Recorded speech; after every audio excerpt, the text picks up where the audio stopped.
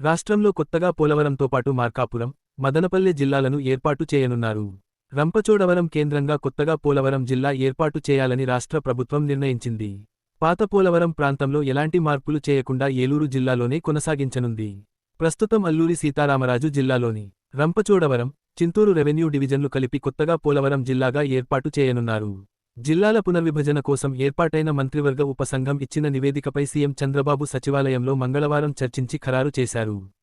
కొత్తగా ఏర్పాటయ్యే ఈ 3 జిల్లాలతో రాష్ట్రంలోని జిల్లాల సంఖ్య 29కి పెరగనుంది. కొత్తగా 5 రెవెన్యూ డివిజన్లు ఏర్పాటు కానున్నాయి. అయితే కొంతకాలంగా ఎమ్మెల్యే నందమూరి బాలకృష్ణ హిందూపురం అన్ని రకాలుగా అభివృద్ధి చెందిందని, శ్రీ సత్యసాయి జిల్లాలో హిందూపురాన్ని జిల్లా కేంద్రంగా చేయాలని విజ్ఞప్తి చేశారు.